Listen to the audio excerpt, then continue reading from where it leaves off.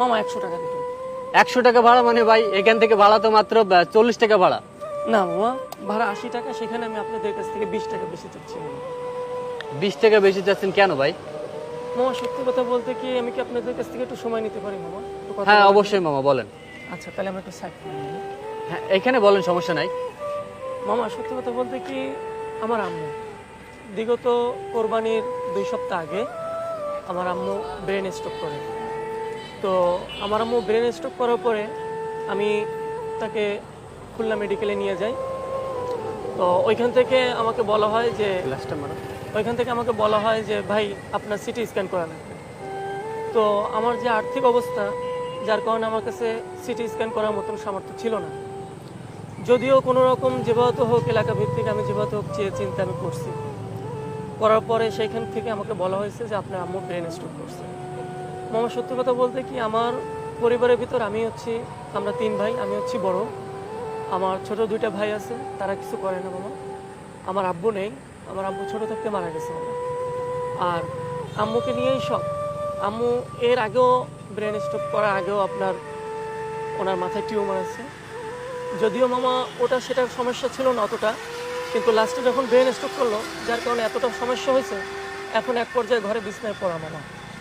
এখন আমি আপনাদের কাছ থেকে যেই প্যাসেঞ্জারে উঠাই না কেন মামা, চাইতে চাই কিন্তু চাইতে পারি না, বিবেকে বাধা দেয় মামা। আচ্ছা মামা আমি একটু কথা বলি আপনারে, বলছি আপনার ফ্যামিলিতে কে কে আছে?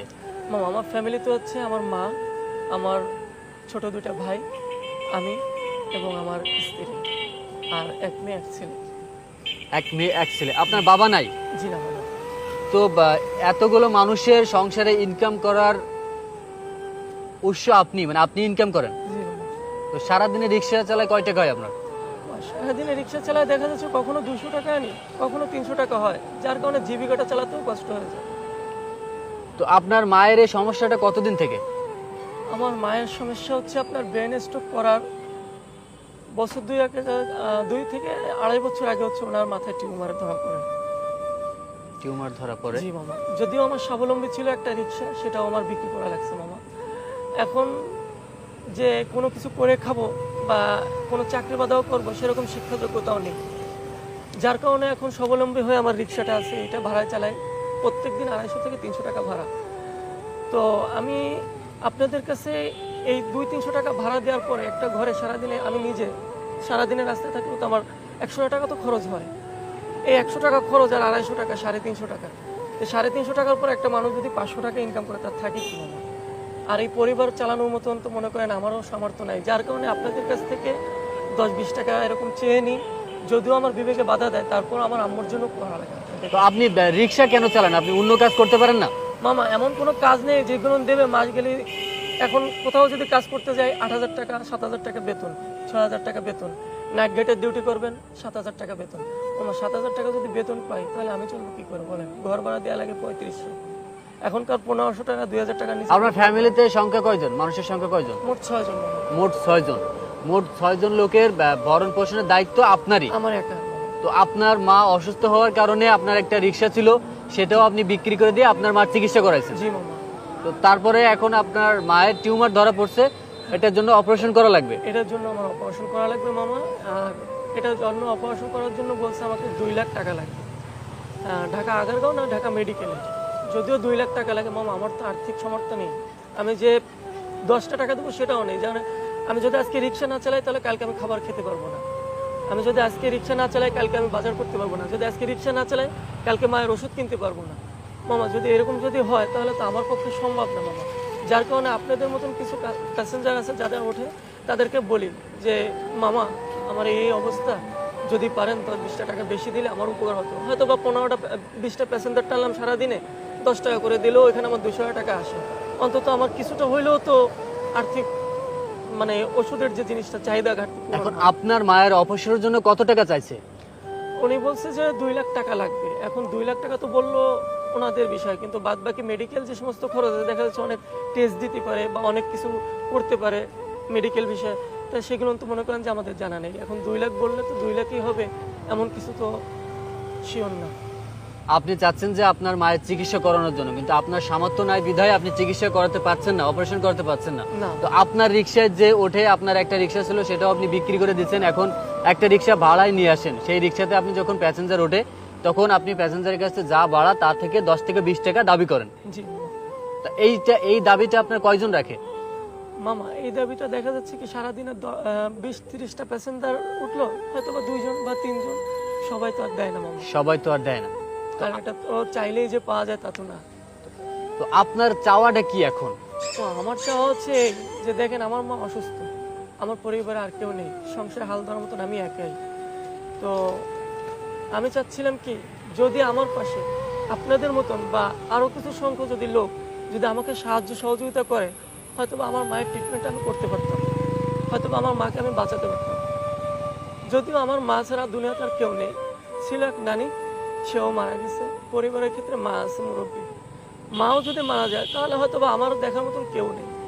আর মাকে বাঁচানোর জন্য যদি যতটুকু চেষ্টা ততটুকু চেষ্টা আমি করব। বাদ বাকি যে আপনারা যারা আছেন তারাও যদি একটু হেল্প করেন, হয়তো বা আমি ট্রিটমেন্টটা করতে পারতাম, হয়তো বা আমার মাকে বাঁচাতে পারতাম, হয়তো বা কিছু একটা আমার আল্লাহ যদি হায়াতে রাখে তাহলে হয়তো বা আমার যতটুকু চেষ্টা করে ততটুকু তো করবো। বাদ বাকি তো আপনারা আছেন, যদি আপনারাও এরকমভাবে হেল্প করেন তাহলে হয়তো বা আল্লাহ দিলে আমার মা বাঁচতে পারে। একটা সন্তানের সব থেকে আপন মানুষ থাকে তার মা আর বাবা। আর মা বাবা যখন পৃথিবীতে থাকে না তখন সেই সন্তানটা এতিম হয়ে যায়। তো এই ভাইটার কথা শুনে যা বুঝলাম যে ভাইয়ের বাবা অনেক আগে মারা গেছে, হ্যাঁ তার মা বেঁচে আছে, মার চিকিৎসা করার জন্য অনেক টাকা দরকার। জি ভাই। সে তার একটা রিক্সা ছিল, রিক্সাটা বিক্রি করে দিয়ে মায়ের চিকিৎসা করাচ্ছে। এখন মায়ের টিউমার ধরা পড়ছে, তার জন্য অনেক টাকা দরকার অপারেশন করার জন্য। আমি সারাদিন পর সারাদিন গাড়ি চালানোর পর যখন আমি আমার বাসাতে যাই ফিরে, তখন আমার ছেলে মেয়ের মুখ দেখলে যতটা আমি খুশি হই বাবা, তার থেকে বেশি আমার কষ্ট হয় আমার মায়েরটা দেখে। আমার মায়ের আর্তনা, আমার মায়ের যে চিৎকার, মাথায় যন্ত্রণা করে, মাথায় জ্বালা যন্ত্রণা করে, এভাবে তো চিৎকার করে।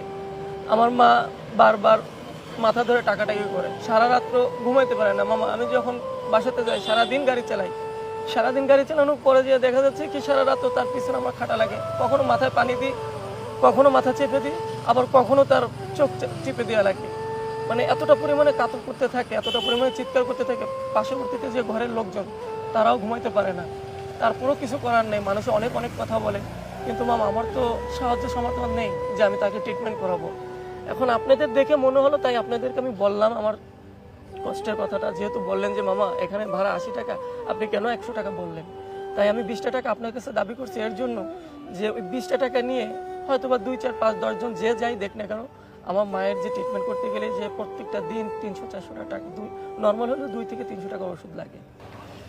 ভাই আসলে আপনার ভিডিও করার এমন কোনো ইচ্ছা আমাদের ছিল না। আমাদের ইচ্ছা ছিল আমরা মূলত অন্য টাইপের ভিডিও করতে চাচ্ছিলাম। তো আপনার কথাগুলো শুনে খুবই খারাপ লাগছে। আর আপনাকে যদি কেউ সাহায্য করতে চায় আপনার মায়ের জন্য, তো আপনার ঠিকানা একটু বলেন, আপনার নামটা একটু বলেন, আর কোথায় আসলে আপনাকে পাওয়া যাবে?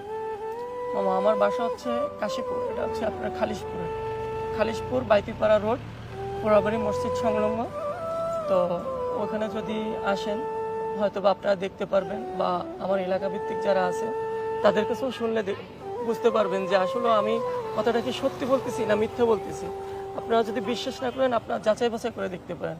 আর যদিও একটা ছেলে তার মার জন্য তো কখনো মিথ্যা কথা বলবে না, আর আমার তো মিথ্যা কথা বলার কোনো প্রশ্নই আসে না। মায়ের জন্য মিথ্যা কথা কেন বলবো? আর মা যদি সুস্থ থাকে সবারই ভালো লাগে, আর মা অসুস্থ থাকলে কার ভালো লাগে? কেউ কি চায়, কোনো সন্তান চায় যে আমার মায়ের অসুস্থতা নিয়ে আমি মানুষের দাঁড়ে দাঁড়ে ঘুরি? কেউ কখনো চায়? আচ্ছা ভাই, আমরা হচ্ছে সত্য সন্ধানে কাজ করে থাকি। আমরা প্রথমে আপনাকে দেখে আমার মনে হয় না যে আমরা অসহায় মানুষের পাশে দাঁড়াই, কিন্তু আপনার তেমনটা মনে হয় না। কিন্তু আপনি যখন ভাড়াটা বেশি চাইছেন তখন একটু খারাপ লাগছিল, কিন্তু সম্পূর্ণ কথাটা শোনার পর আসলে আমি সত্যি অনেক ইমোশনাল হয়ে গেছি আপনার প্রতি। আর মা মানে একটা ইমোশনালের জায়গা, মা মানে সবার প্রতি একটা মায়ের প্রতি ভালোবাসাটা সবার এমনি বেশি থাকে। তো এই ভিডিওটা যারা দেখছেন, যারা এই ভাইকে হেল্প করতে চান, যারা চান যে আপনারা এই ভাইটার পাশে দাঁড়াবেন, তো আপনার মোবাইল নাম্বারটা একটু বলেন। আমার মোবাইল হচ্ছে 01939564848। আপনারা কেউ যদি চান এই ভাইয়ের হেল্প করতে, আপনারা কেউ যদি চান ভাইকে সাহায্য করতে, তাহলে এই নাম্বারে অবশ্যই কল দিবেন, ভাইয়ের সাথে কথা বলে নেবেন। আর সম্পূর্ণ বিষয়টা যদি আপনাদের মনে হয় যে মিথ্যা, তাহলে আপনারা খুলনাতে এসে ভাইয়ের সাথে যোগাযোগ করে তার বাসায় যে সম্পূর্ণ বিষয়টা আপনারা দেখতে পারেন। যদি আপনাদের মনে হয় যে না ভাইয়ের সাহায্য করার মতো, তাহলে আপনারা সাহায্য করবেন। ঠিক আছে ভাই, আমরা আমাদের যতটুকু সামর্থ্য আমরা চেষ্টা করব মানুষের কাছে এই ভিডিওটা পৌঁছে দেওয়ার। আর যদি কেউ সাহায্য করতে চায় তাহলে তো অবশ্যই আপনার এই নাম্বারে এই নম্বরে বিকাশও খোলা আছে। হ্যাঁ, তা আপনার নাম্বারটা আরেকটু বলেন, আর আপনার ঠিকানাটা, আপনার নামটা একটু বলেন।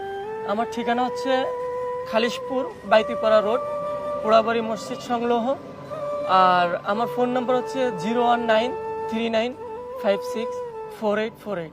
যদি আপনারা আর্থিকভাবে যতটুকু পারেন, ছোট ভাই হিসেবে বা সন্তান হিসেবে, যে একটা মায়ের জন্য যতটুকু করার দরকার, হয়তো আমার আর্থিক সামর্থ্য নেই, যদি আপনাদের কিছু আর্থিক সহযোগিতা দিয়ে যদি আমার মায়ের ট্রিটমেন্টটা করতে পারি, যদি আমার মায়ের জীবনটা বাঁচাইতে পারি, হয়তো আপনাদের কাছে আমি কৃতজ্ঞ থাকবো, আপনাদের কাছে খুবই ঋণী থাকবো। যদি পারেন আমাকে যে যতটুকু পারেন, যেভাবে পারেন সহযোগিতা করেন।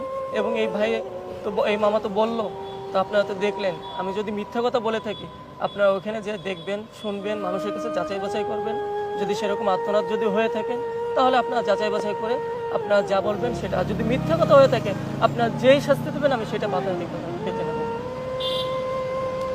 আচ্ছা ঠিক আছে ভাই, চলেন তাহলে আমরা যেখানে যাচ্ছিলাম আপনার সাথে যাওয়া যাক। আচ্ছা চলেন। ঠিক আছে, আসুন।